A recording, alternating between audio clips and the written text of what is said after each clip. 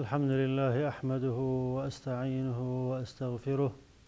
وأعوذ بالله من شرور أنفسنا وسيئات أعمالنا من يهده الله فلا مضل له ومن يضلله فلا هادي له وأشهد أن لا إله إلا الله وحده لا شريك له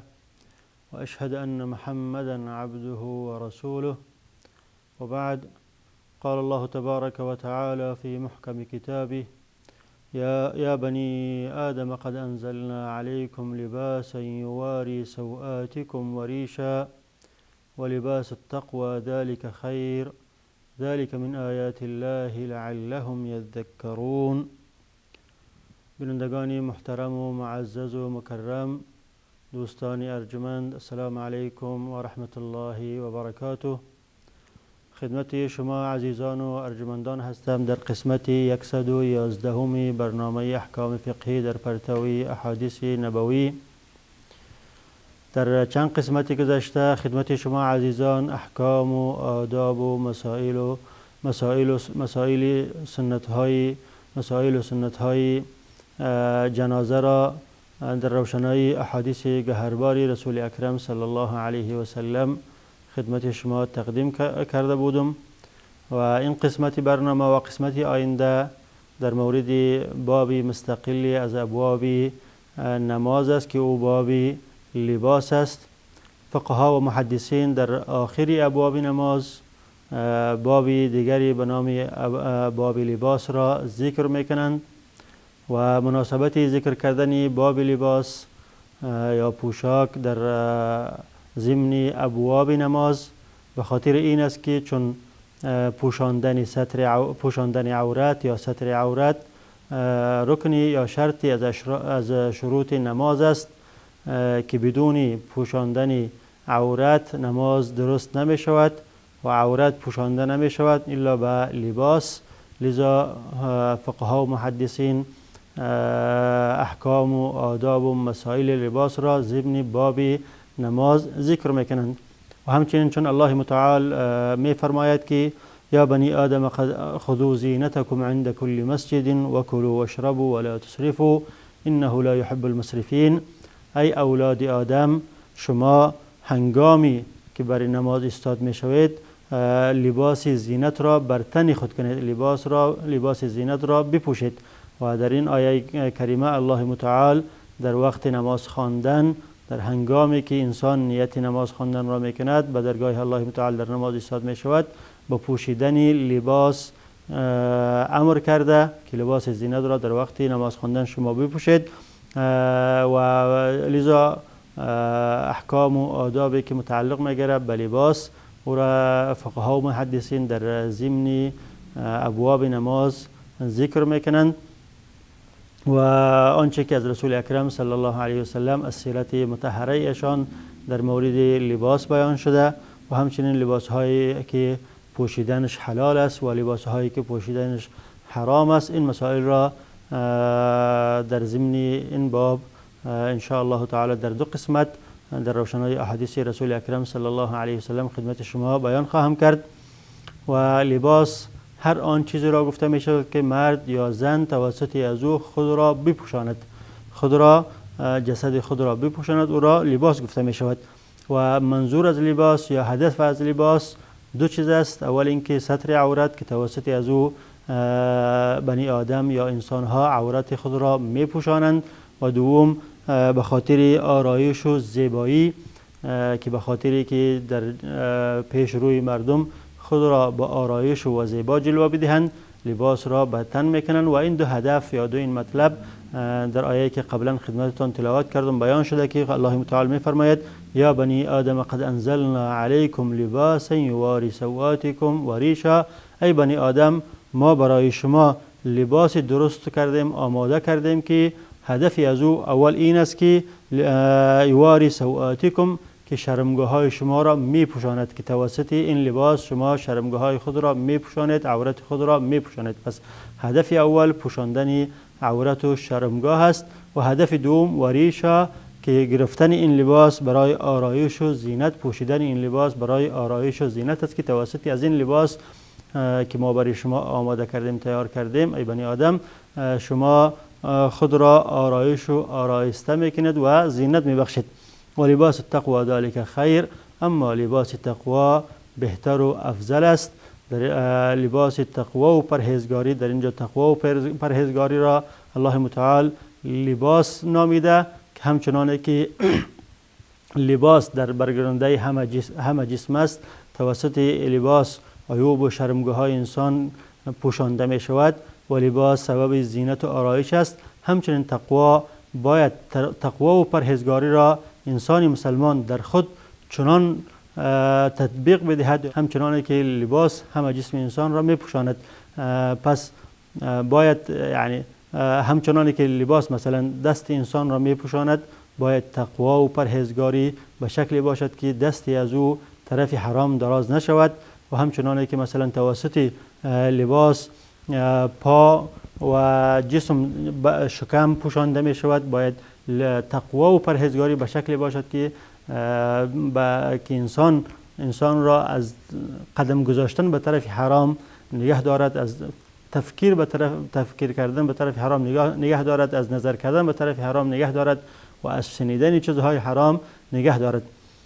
و لباس التقوى ذلك خیر، ذلك من آیات الله لعلهم یذکرون. این لباس هم از جمله آیات و نشانهای الله متعال است تا که شما پند بگیرید. پس این آیت هم دلالت به این میکند که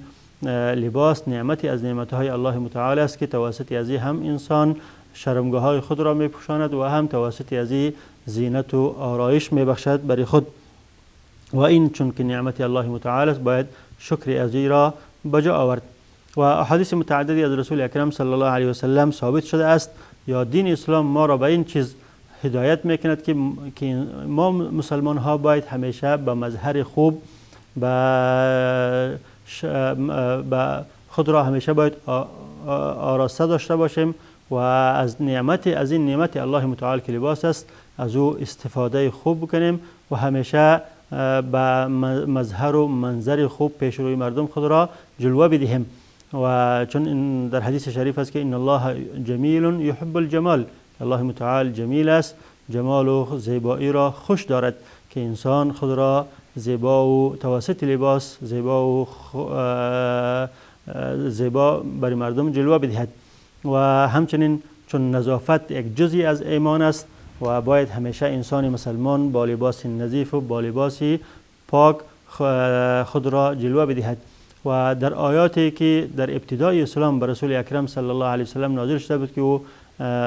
آیاتی ابتدای اولی سوره مدثر است که الله متعال می‌فرماید یا ایها المدثر قم فانذر و ربک فکبر و ثیابک فطهر. در این آیات به چند چیز الله متعال رسول خود را در ابتدای اسلام هدایت می‌دهد. از جمله این هدایاتش این هم است که باید ای رسول خدا تو لباس خود را همیشه پاک داشته باشی، با لباس پاک و با لباس نظیف برای مردم بیرون شوی و از پوشیدن لباس ناپاک و لباسی که مظهر تو را برای مردم خوب نشان نمیدهد از او باید خودداری کنی. و این هم دلالت میکند به اهمیت نظافت در اسلام و به اهمیت اینکه انسان باید همیشه حسن منظر داشته باشد، همیشه برای مردم خود را به لباس خوب جلوه بدهد و از پوشیدن لباسی که او را از انظار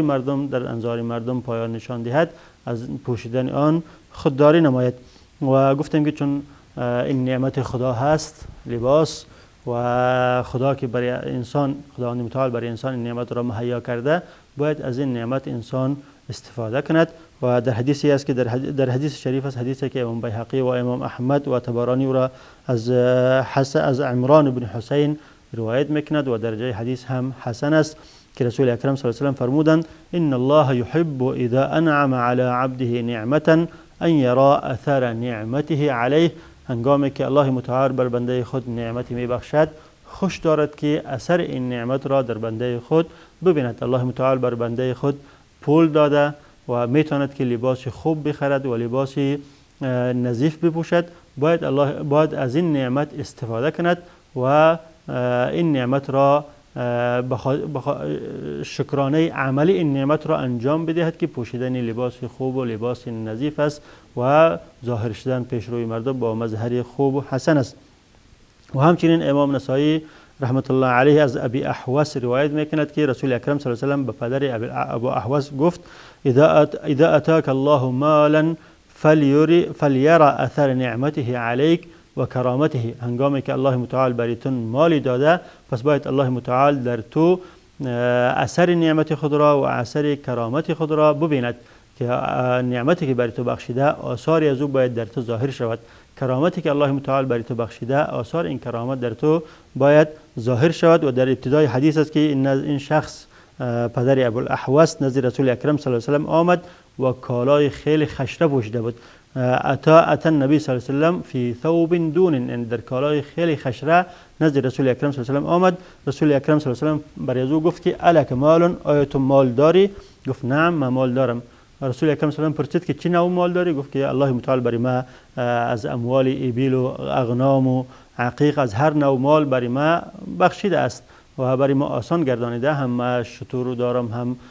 حیوانات گوسفند چیزا دارم، هم پیسه دارم و هم عقیق و غلام ها دارم. رسول اکرم صلی الله علیه و سلم در ادامه فرمودند که اذا اتاک الله مالا فلیرى اثر نعمته علیک و کرامته. هنگامی که مادامی که الله متعال برای تو مال بخشیده، زندگی بخشیده و دارایی بخشیده، باید این نعمت خداست، باید الله متعال این اثر این نعمت خدا را در تو ببیند و تو با کالایی که آمدی باید به این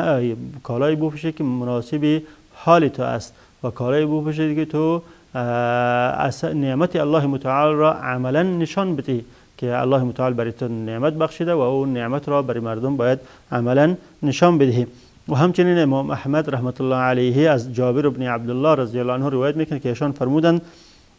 اتانا رسول الله صلی الله علیه و سلم زائرا فی منزلنا. حضرت جابر بن عبدالله فرمودند که یک روز رسول اکرم صلی الله علیه و سلم به زیارت ما در خانه ما تشریف آوردند. فرآ رجلا علیه ثیاب وسخه. در جمله کسایی که در خانه ما بودند مردی بود که کالای کثیف و چتل پوشیده بود. رسول اکرم صلی الله علیه و سلم طرف این شخص نگاه کرد و فرمود که اما کان هذا یجد ما یغسل ثوبه او ما یغسل ثوبه. آیا این شخص اما قدر چیزی پیدا نمیکنه که کالای خود را بشوید؟ این یک چیزی بسیط و آسان است، میتوند که توسط آب یا کمی صابون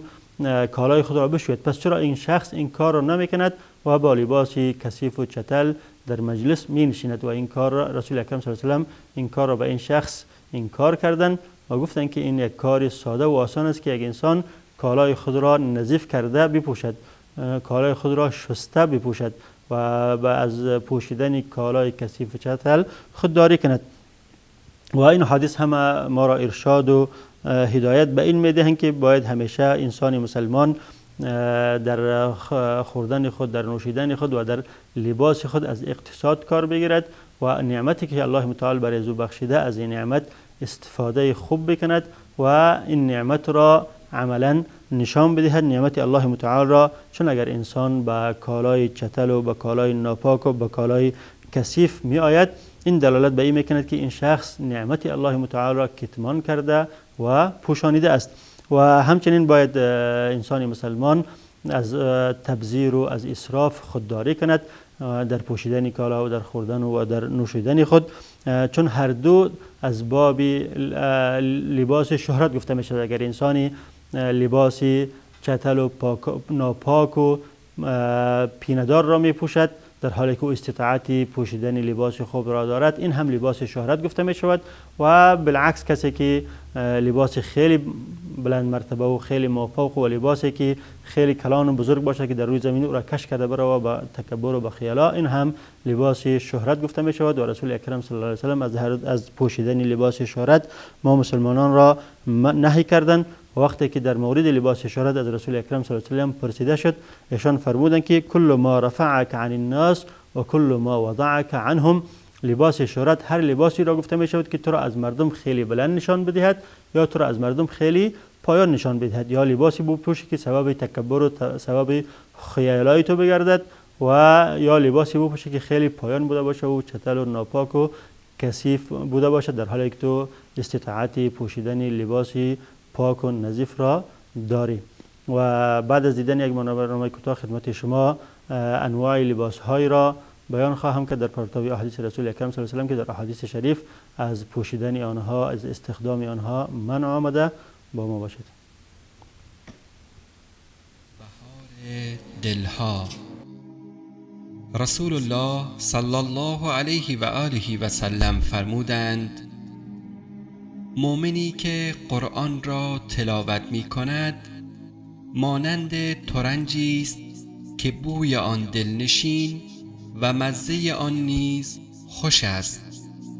و مؤمنی که قرآن را تلاوت نمی کند مانند خرماست که بویی ندارد ولی مزه آن شیرین است. اللهم اجعل القرآن ربيع قلبي ونور صدري وجلاء حزني وذهاب همي وغمي وذهاب همي وغمي وذهاب همي وغمي وذهاب همي وغمي.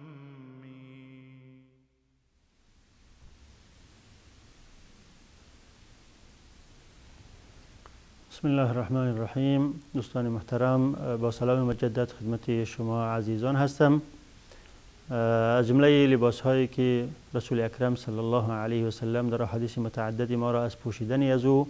یا از استخدام از او منع کردن لباس ابریشمی هست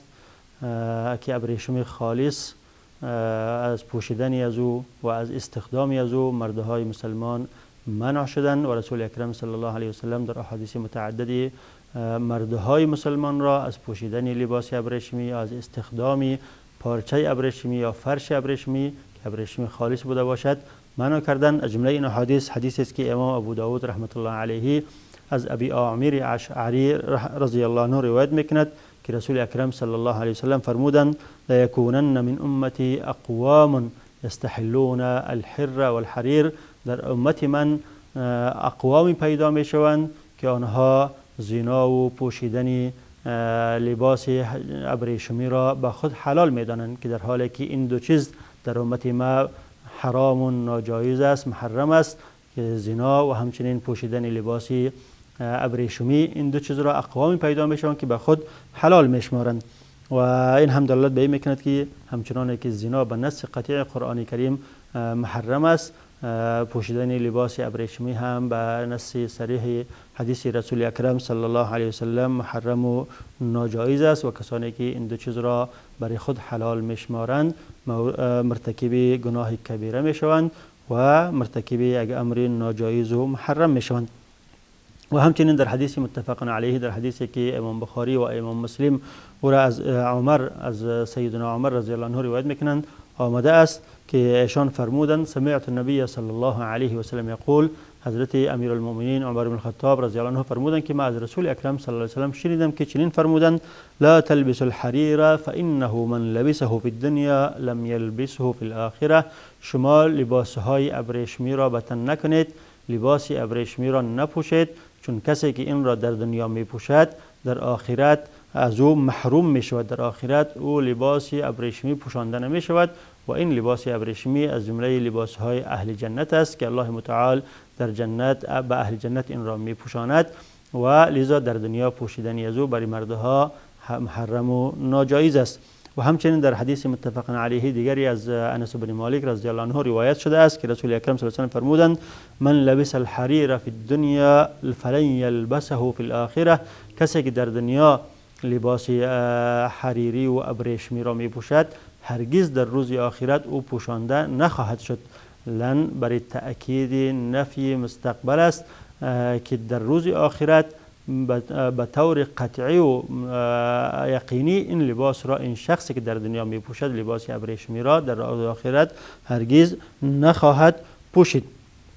و همچنانه که پوشیدن لباس ابریشمی محرم و ناجایز است به شرطی که ابریشمی خالص بوده باشد. و برای مردها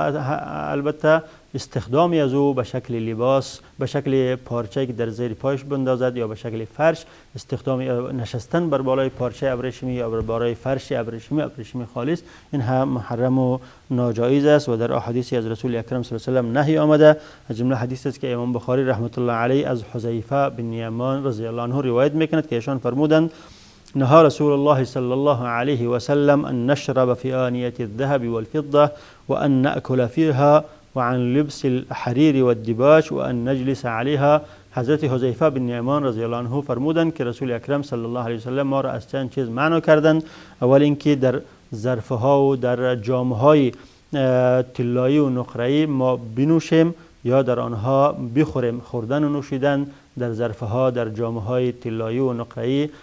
حرام و ناجایز است. رسول اکرم صلی الله علیه و آله ما را از این کار منع کردند. و عن لبس الحریر و الدباج، و همچنین ما را از پوشیدن ابریشم و از پوشیدن پارچه های ابریشمی. دیباج پارچه‌ای که از ابریشم خالص ساخته می شود، از این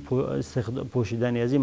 منع کردند. و ان نجلس علیها، و همچنین از نشستن بر بالای پارچه‌ای که از ابریشم خالص ساخته شده باشد، که به شکل پارچه بوده باشد زیر پای انداخته شد، یا به شکل قالین یا به شکل فرش که با ابریشم خالص بوده باشد. از نشستن بر بالای این نوع فرشه ها و پارچه ها رسول اکرم صلی الله علیه و آله ما را منع کردند. و این خبر از طرف حذیفه بن یمان است و در روایت دیگری به شکل نهی مباشر رسول اکرم صلی الله علیه و آله آمده که رسول اکرم صلی الله علیه و آله فرمودند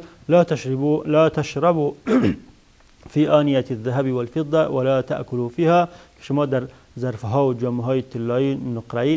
ننوشید و نه در اینها طعام بخورید. ولا تلبس الحریر و الدباج، شما ابریشم را و پارچه های ابریشمی که از ابریشم ساخته می شود آنها را به تن نکنید. ولا تجلسوا علیها، بر بالای از آنها هم ننشینید. و ظاهرا این امر دلالت به تحریم از او میکند. لذا رأی جمهور علما این است که همچنانه که برای مردها پوشیدن ابریشم خالص محرم و ناجایز است، نشستن بر بالای پارچه ابریشمی یا بر بالای فرش ابریشمی محرم و ناجایز است، که به شرطی که ابریشم خالص بوده باشد. اما اگر ابریشم مخلوط بوده باشد